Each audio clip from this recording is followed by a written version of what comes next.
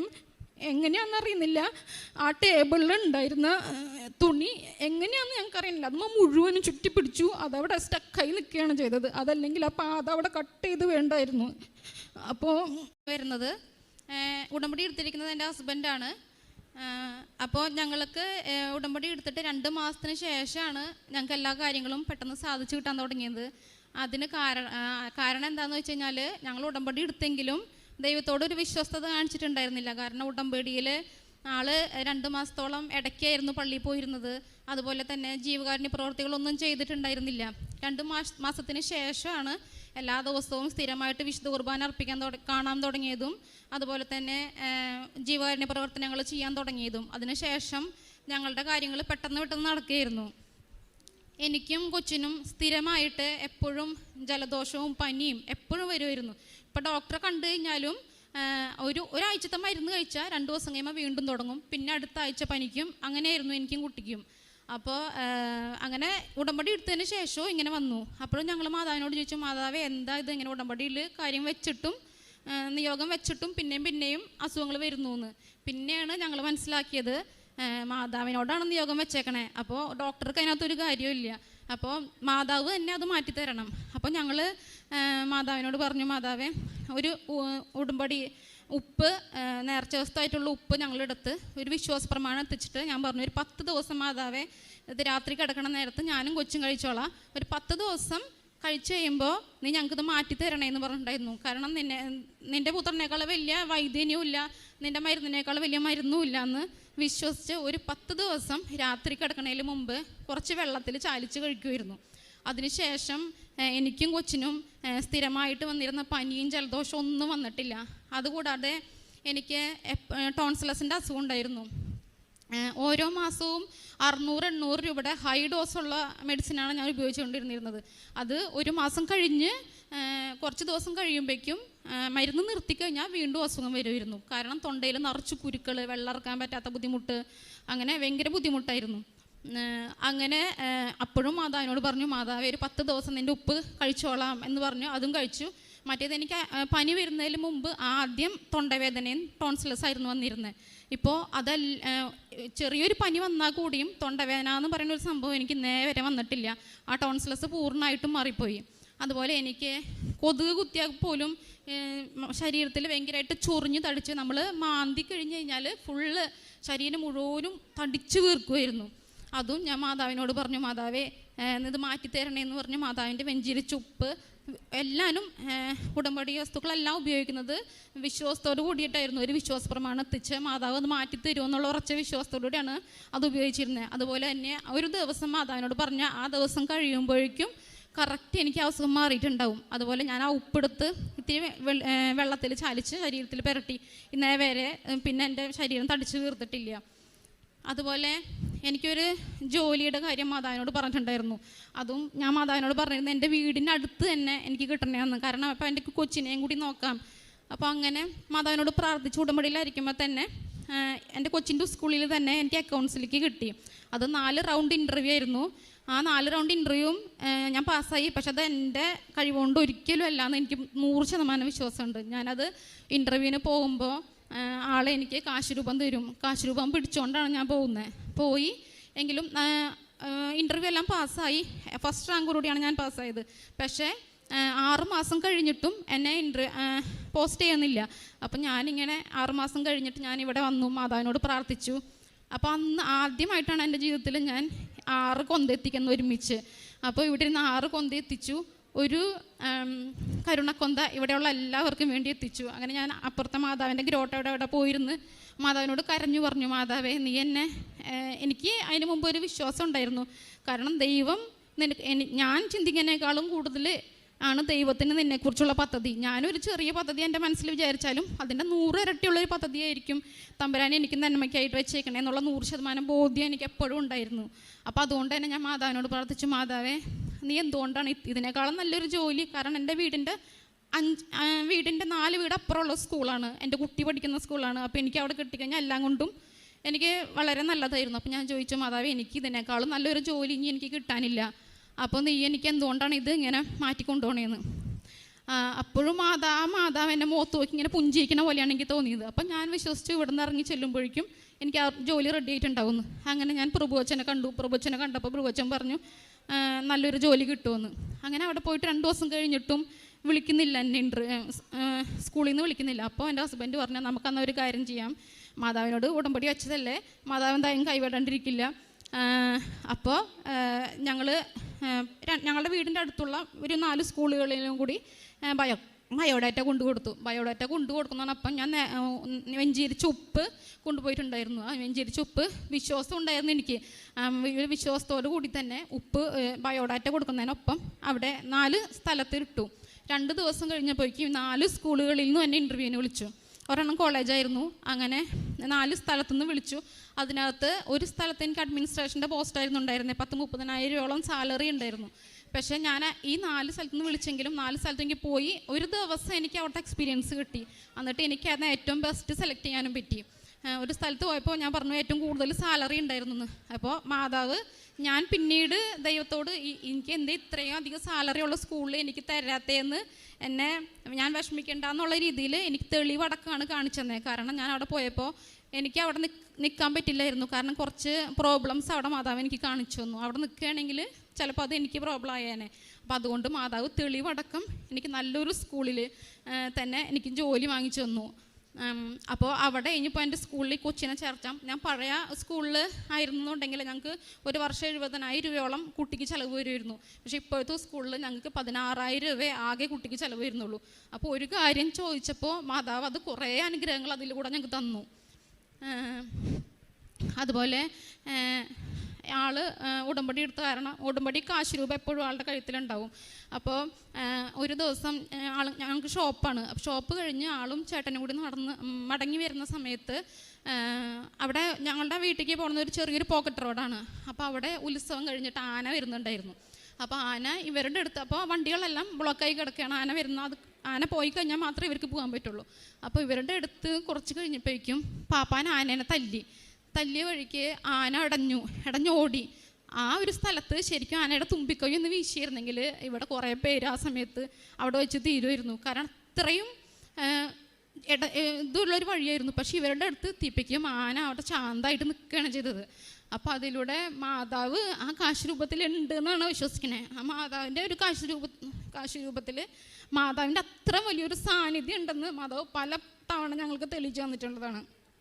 അതുപോലെ ഒരു പ്രാവശ്യം എൻ്റെ ഹസ്ബൻഡ് ചുമരയിൽ ഒരു ആണി അടിക്കാൻ കയറി ടേബിളിൻ്റെ പുറത്ത് കയറി നിൽക്കുകയാണ്. അപ്പം ഞാൻ താഴെ നിൽക്കുന്നുണ്ട്. അപ്പോൾ ആളെന്നോട് പറഞ്ഞു ഡ്രില്ലർ ഓൺ ചെയ്ത് വെച്ചൊക്കെയായിരുന്നു. അപ്പോൾ എന്നോട് പറഞ്ഞു ഡ്രില്ലർ ഒന്ന് എടുത്തു തരാൻ പറഞ്ഞു. അപ്പം ഞാൻ ഡ്രില്ലർ എടുത്തു. പക്ഷേ ഡ്രില്ലർ നല്ല വെയിറ്റ് ആണല്ലോ. അപ്പം ഞാൻ ഡ്രില്ലർ എടുത്തെങ്കിലും ഞാനത് സ്വിച്ചുമ്മ പിടിച്ചിട്ടാണ് എടുത്ത വഴിക്ക് അത് കറങ്ങി തിരിഞ്ഞു നേരെ ആളുടെ പാദത്തിൻ്റെ അവിടേക്കാണ് വരുന്നത്. അപ്പം ഞാൻ വിചാരിച്ചു പാദം കട്ടായി പോയിന്ന്. കാരണം അതുപോലെയാണ് അത് കറങ്ങി തിരിഞ്ഞ് ആളുടെ കാലിൻ്റെ അവിടേക്ക് വന്നത്.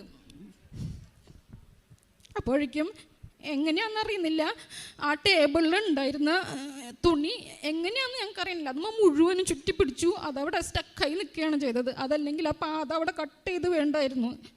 അപ്പോൾ ഈ കാശ് രൂപത്തിൽ മാതാവ് ഉണ്ട് എന്നുള്ളത് 100% ഞങ്ങൾക്ക് പല തവണ ദൈവം കാണിച്ചു തന്നിട്ടുള്ളതാണ്. അതുപോലെ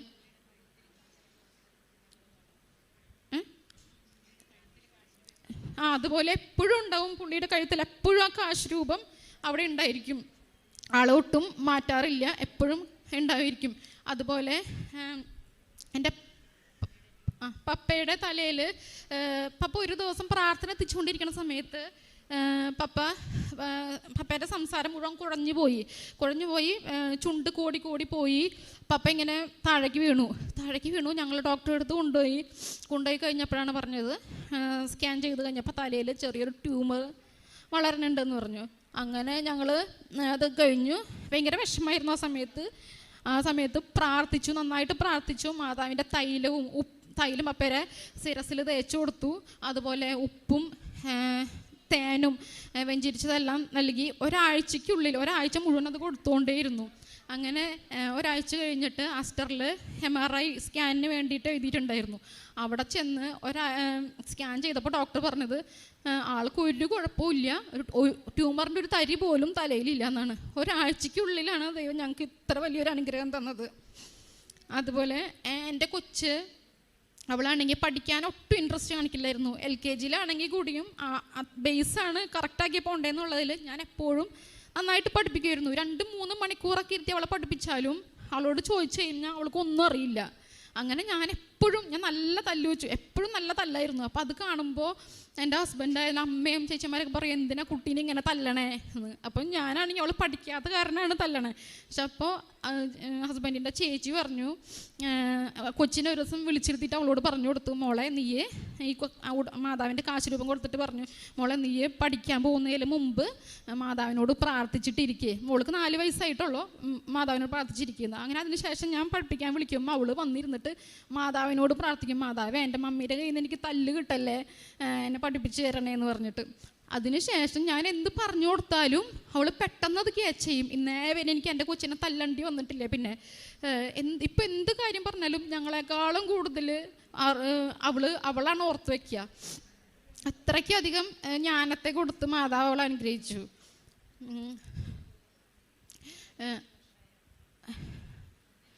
അതിന് പിന്നെ എൻ്റെ വീട്ടിൽ, എൻ്റെ സ്വന്തം വീട്ടിൽ 15 വർഷമായിട്ട് എൻ്റെ മമ്മിയും അതുപോലെ പപ്പേരെ അമ്മയും അമ്മായിയമ്മയും മരുമോളുമായിട്ട് ഭയങ്കര വഴക്കും കാര്യങ്ങളൊക്കെ ആയിരുന്നു. ഞാൻ ശേഷം ഞാൻ കണ്ടിട്ടില്ല അവർ ഇത്ര സന്തോഷത്തോടുകൂടി ജീവിക്കുന്നത്.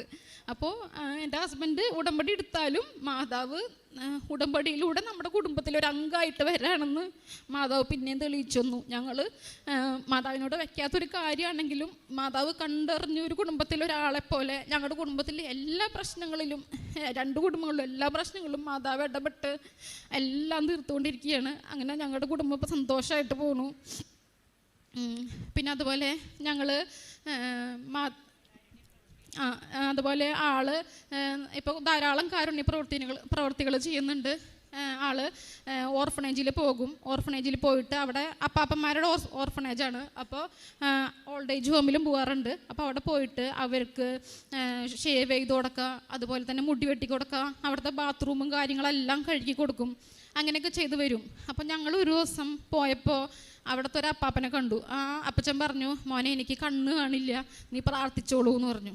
അപ്പോൾ ഞങ്ങൾ ചോദിച്ചു എന്താ അപ്പച്ചൻ എന്ന് ചോദിച്ചപ്പോൾ അപ്പച്ചൻ പറഞ്ഞത്, എനിക്ക് ഹാർട്ടിൻ്റെ കംപ്ലൈൻ്റ് ഉണ്ട്, ഹൈ ഷുഗർ ഉണ്ട്, പ്രഷറുണ്ട്.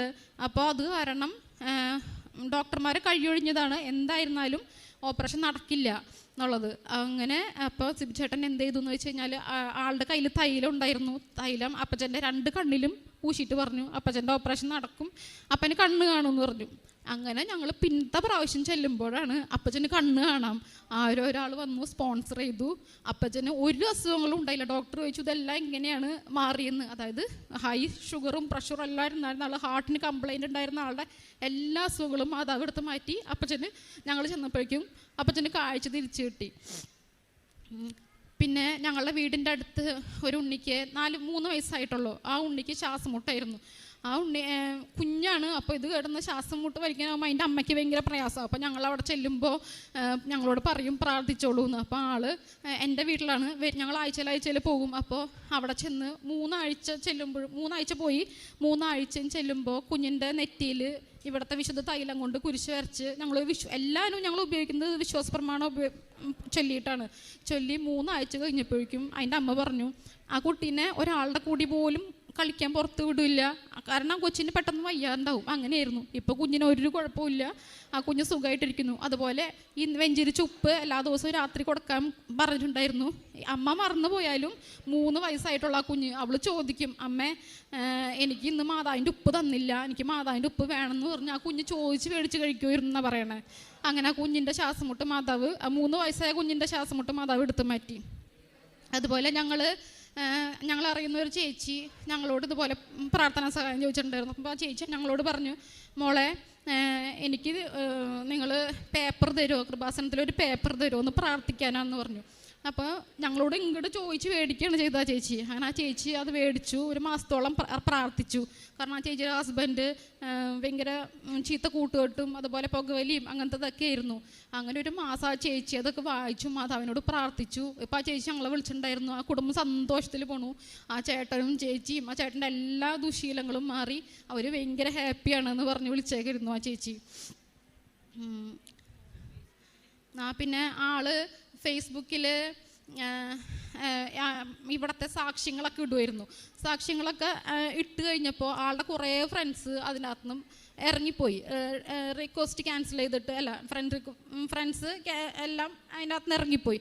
അപ്പോൾ ആള് ഇങ്ങനെ വെറുതെ മാതാവിനോട് ചോദിച്ചു എന്ന് പറയണ, മാതാവേ നിന്നെ ഞങ്ങൾ പ്രകീർത്തിച്ചിട്ട് എൻ്റെ ഫ്രണ്ട്സ് എല്ലാം എൻ്റെ നിന്ന് ഇറങ്ങിപ്പോവാണോ എന്ന് ഒറ്റ വാക്കേ മാതാവിനോട് വെറുതെ ഒരു ഇതിൽ ചോദിച്ചുള്ളൂ. പക്ഷേ മാതാവ് ഒരു നിസ്സാര കാര്യത്തിൽ പോലും വിശ്വസ്തയാണ് എന്നുള്ളത് പിന്നെയും തെളിയിച്ചു തന്നു.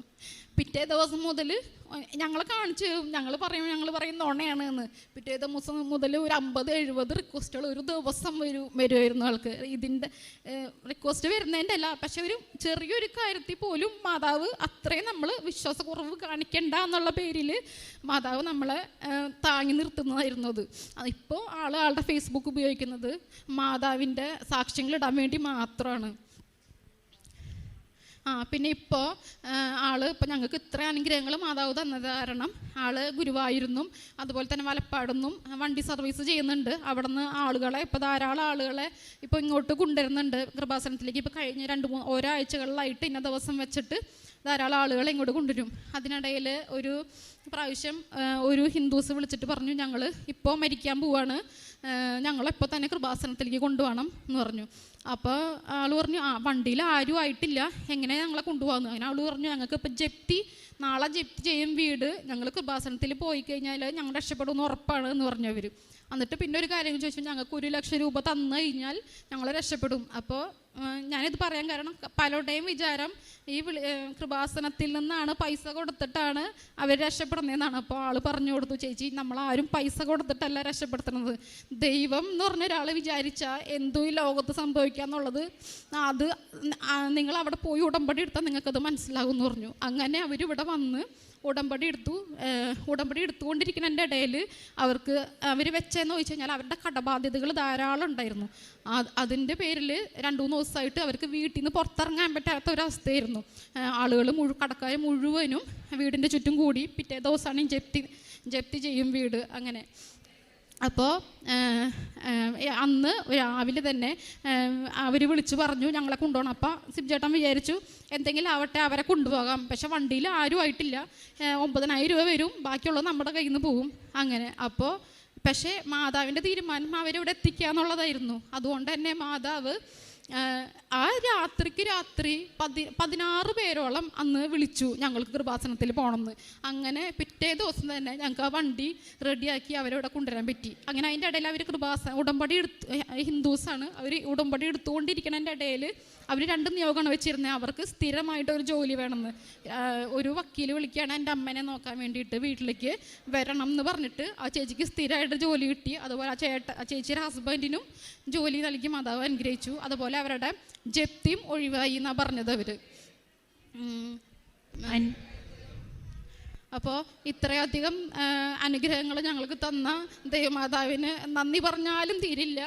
ഇനിയും മാതാവിൻ്റെ അനുഗ്രഹങ്ങൾ എല്ലാവർക്കും ലഭിക്കുന്നതാണ്. ഇവിടെ വന്ന് പ്രാർത്ഥിക്കുന്ന ആരെയും തമ്പുരാൻ കൈവിടില്ല എന്നുള്ള പൂർണ്ണ വിശ്വാസത്തോടെ യേശുവിനും മാതാവിന് 1000 നന്ദി.